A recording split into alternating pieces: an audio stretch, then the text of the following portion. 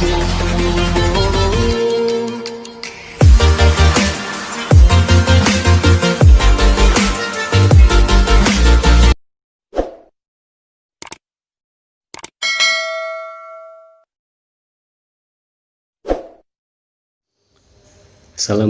warahmatullahi wabarakatuh. Perkenalkan, kami dari kelompok 2 dengan saya Heri Fasya Pratama dan juga rekan-rekan saya ada Yurike Lestarini, Agna Kumala, Oliva May, dan juga Yohana Leonara Rangkoli. Terima kasih kepada Ibu dosen dan juga rekan-rekan semua yang sudah hadir di forum ini. Terima kasih juga kepada moderator yang sudah mempersilahkan kami untuk mempresentasikan hasil dari diskusi kami mengenai kajian semantik, yaitu tentang sinonim. Sinonim mungkin bukanlah hal yang asing di telinga kita semua. Ya, pasti di antara kita semua ketika ditanya apa itu sinonim, maka akan menjawab persamaan kata. Karena kita melihat dari antonim. Ya, antonim adalah lawan kata, maka sinonim adalah persamaan kata. Namun alangkah tidak eloknya ketika kita yang sudah kuliah di jurusan bahasa dan juga sastra Indonesia, ketika ada yang menanya sinonim, cukup dengan kita jawab persamaan kata. Karena sesungguhnya banyak sekali kajian mengenai sinonim yang perlu kita kuasai. Oleh karena itu, pada kesempatan kali ini kami dari kelompok 2 akan coba mendeskripsikan mengenai apa itu sinonim, lalu apa saja jenis-jenis dari sinonim, kemudian bentuk-bentuk sinonim itu apa saja, dan juga hal-hal apa saja yang perlu diperhatikan dalam penyusunan sebuah sinonim. Untuk penjelasan yang pertama akan dijelaskan oleh rekan saya, Agna. Kepadanya saya persilakan. Baik, di sini saya akan menjelaskan tentang pengertian sinonim menurut beberapa para ahli. Yang pertama, Kruse 1995, yaitu secara etimologis, kata sinonim berasal dari bahasa Yunani kuno, sin dengan onama makna. Jadi, sinonim yaitu dua kata atau lebih yang memiliki suatu makna. Yang kedua, menurut Verhaer 1992, sinonim adalah ungkapan yang maknanya kurang lebih sama dengan ungkapan lain. Misal, bunga bermakna kembang, puspa bermakna lain mati, wafat bermakna lain meninggal dan tewas. Yang ketiga, menurut Krida Laksana, yaitu suatu kata dapat diganti dengan kata lain dalam konteks yang sama, serta makna konteks tidak berubah. Kedua kata tersebut dapat dikatakan sinonim. Dari beberapa pendapat yang sudah saya terangkan di atas, dapat disimpulkan bahwa sinonim adalah kata yang memiliki bentuk berbeda tetapi memiliki arti atau pengertian yang mirip, serta kata-kata tersebut saling menggantikan atau bisa juga disebut kesamaan makna kata. Misal, kata mati. Contoh kalimat yang pertama, ada seorang petani tewas dimakan babi hutan. Yang kedua, ketua DPR tersebut wafat pada tanggal sekian. Kedua kalimat tersebut harus tepat pada konteksnya. Tidak mungkin kan jika ada seorang petani mati dimakan babi hutan dan ketua DPR tersebut mati pada tanggal sekian. Kesan pengucapan kata pada kedua kalimat tersebut menjadi tidak enak didengar atau terdengar kurang baik. Nah, jadi harus tepat pada konteksnya. Sekian penjelasan sinonim dari saya.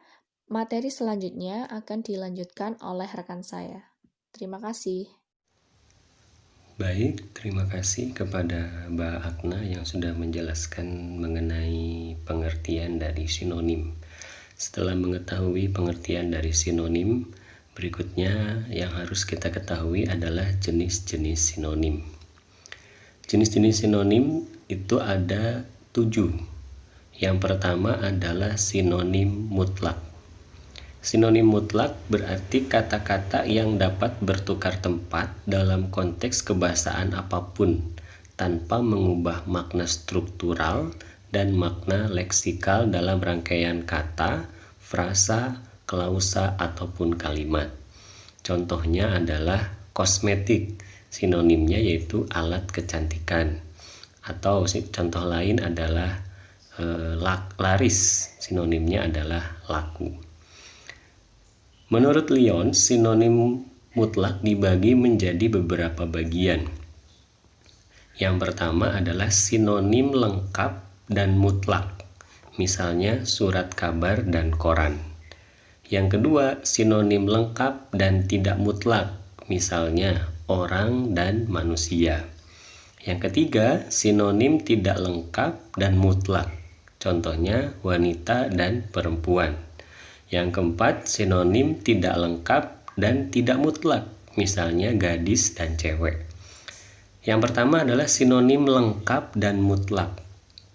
Apa yang disebut dengan sinonim lengkap? Sinonim lengkap itu adalah sinonim yang makna katanya, baik makna kognitif sama dengan makna emotif, atau makna sebenarnya sama dengan makna kias. Itu sinonim lengkap. Sedangkan sinonim mutlak adalah sinonim yang bisa menggantikan posisi, saling menggantikan posisi tanpa merubah konteks apapun. Di sini ada surat kabar dan koran. Mau menggunakan konteks kalimat apapun, tidak akan terjadi perubahan makna antara surat kabar dan koran. Makanya untuk surat kabar dan koran ini masuk dalam kategori sinonim lengkap dan mutlak. Yang kedua, sinonim lengkap tapi tidak mutlak.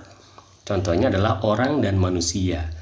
Secara sekilas, orang dan manusia mungkin terlihat memiliki kesamaan makna, tapi tidak mutlak, tidak bisa saling menggantikan. Karena apa? Manusia itu lebih umum daripada orang. Orang itu adalah bagian dari manusia, ya, karena orang itu tidak hanya berbentuk seperti kita, tapi ada juga orang utan, ya, ada juga orang yang lain. Jadi orang itu adalah bagian dari manusia, makanya dikatakan lengkap. Lengkapnya lengkap, namun tidak bisa saling menggantikan, karena manusia lebih umum daripada orang. Yang ketiga, sinonim tidak lengkap dan mutlak, bisa saling menggantikan namun memiliki makna yang berbeda. Makanya dikatakan tidak lengkap. Wanita dan perempuan, sekilas kelihatannya hampir sama, ya, wanita dengan perempuan. Namun kalau kita dalami lagi maknanya, di mana wanita itu lebih kepada perempuan yang usianya sudah dewasa. Sedangkan perempuan itu biasanya lebih kepada seorang anak, ya, anak perempuan, tidak ada anak wanita, ya. Atau seseorang yang sudah menikah dikatakan masih perempuan, juga tidak ada. Di situ makanya mutlak namun dikatakan tidak lengkap. Yang keempat, sinonim tidak lengkap dan juga tidak mutlak. Sudah maknanya tidak begitu sama, juga tidak bisa saling menggantikan. Misalnya adalah gadis dan cewek. Sepintas kelihatan sama, namun dari pengertiannya jauh. Gadis itu bisa dikatakan seorang perempuan yang belum menikah, dikatakan gadis. Ya, sedangkan cewek sama seperti halnya perempuan, yaitu anak perempuan, biasanya dikatakan cewek. Tidak pernah ada orang bertanya, anaknya laki-laki apa gadis? Tidak bisa. Ya, anaknya pasti cowok atau cewek. Nah, makanya disebut sinonim tidak lengkap dan tidak mutlak. Yang kedua adalah sinonim kognitif. Tadi sudah disinggung sedikit. Kata-kata yang memiliki kelas kata atau fungsi sintaksis yang sama seperti nomina atau verba, yang dalam satu konteks kalimat maknanya sama, tapi dalam konteks yang lain maknanya tidak sama. Contohnya kata meninggal dan mati. Tadi sudah dijelaskan sama Mbak Akna. Yang ketiga, plesinonim. Plesinonim ini adalah jenis sinonim yang menegaskan sesuatu sekaligus menyangkal sesuatu yang lain. Contohnya, dia sama sekali tidak takut, tapi dia sangat berani. Jadi ada kebalikannya, namun memiliki makna yang sama. Tidak takut itu ya berani, berani itu ya tidak takut. Nah, itu adalah jenis-jenis sinonim, yakni sinonim mutlak, sinonim kognitif, dan juga plesinonim. Untuk jenis-jenis sinonim lainnya akan disampaikan oleh rekan saya. Terima kasih. Baik, Di sini saya akan menjelaskan jenis sinonim bagian 2. Jenis sinonim yang keempat ada sinonim parsial. Sinonim parsial merupakan kesinoniman yang ditandai oleh kemampuan dua leksem yang saling menggantikan pada gatra kalimat khusus. Contohnya, abu dengan debu. Kemudian yang kelima ada sinonim selaras. Sinonim selaras merupakan beberapa kata atau ungkapan yang memiliki komponen makna yang sama. Namun, satu di antaranya memiliki komponen makna yang agak luas. Hal tersebut berkaitan dengan luas dan sempitnya makna. Contohnya pada kata buah-buahan, memiliki makna yang selaras dengan mangga, salak, pepaya, dan melon. Contoh lain pada kata sayur-sayuran, memiliki makna yang selaras dengan kangkung, kemudian selada, juga bayam. Kemudian, jenis sinonim yang keenam ada sinonim semirip. Sinonim semirip merupakan kata-kata yang dapat bertukar tempat dalam konteks kebahasaan tertentu, tanpa mengubah makna struktural dan leksikal dalam rangkaian kata atau frasa atau klausa atau kalimat. Contohnya seperti melatis yang bersinonim menerobos dan lahiriah yang bersinonim jasmania. Kemudian jenis sinonim yang ketujuh atau yang terakhir ada sinonim selingkung. Sinonim selingkung merupakan kata-kata yang dapat saling mengganti dalam satu konteks kebahasaan tertentu saja secara struktural dan leksikal. Contohnya, lemah yang bersinonimkan lemas. Sekian penjelasan saya.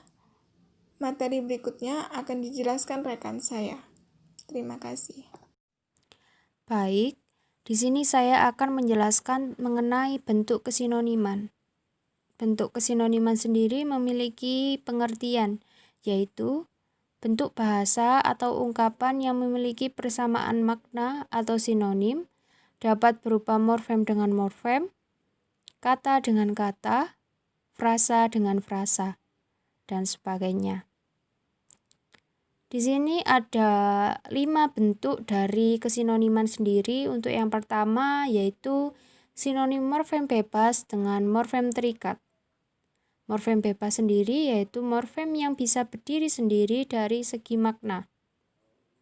Sedangkan morfem terikat yaitu morfem yang tidak bisa berdiri sendiri dari segi makna. Contohnya adalah dia dan nya. Untuk bentuk kesinoniman yang kedua yaitu sinonim kata dengan kata. Contohnya mati dan meninggal. Kemudian buruk dan jelek. Kedua kata tersebut memiliki makna yang sama. Untuk bentuk kesinoniman yang ketiga, yaitu sinonim kata dengan frasa atau sebaliknya. Frasa di sini adalah pengertiannya dua kata atau lebih yang memiliki makna. Contohnya, meninggal dan tutup usia. Untuk contoh yang kedua, besar kepala dan sombong. Untuk bentuk kesinoniman yang keempat, yaitu sinonim frasa dengan frasa. Contohnya, ayah, ibu, dan orang tua. Contoh yang kedua yaitu meninggal dunia dan berpulang ke rahmatullah. Untuk bentuk kesinoniman yang kelima, yaitu sinonim kalimat dengan kalimat. Contohnya, adik menendang bola dengan bola ditendang adik. Demikian penjelasan dari bentuk kesinoniman. Untuk materi selanjutnya akan dijelaskan oleh rekan saya. Terima kasih. Baik, di sini saya akan menjelaskan tentang hal yang harus diperhatikan dalam kesinoniman.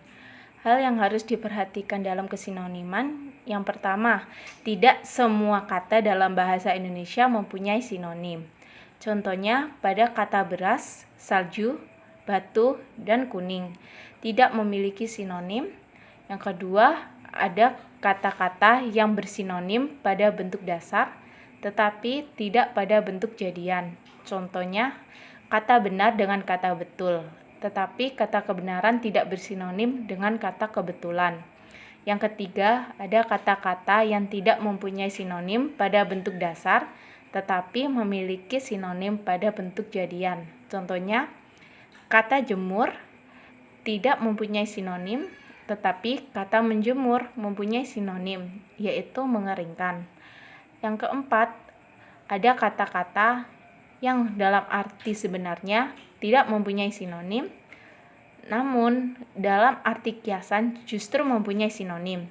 Contohnya, kata hitam dalam makna sebenarnya tidak ada sinonim, tetapi dalam arti kiasan ada sinonimnya, yaitu gelap. Bisa juga disamakan dengan bentuk lain-lainnya. Sekian penjelasan dari saya. Terima kasih.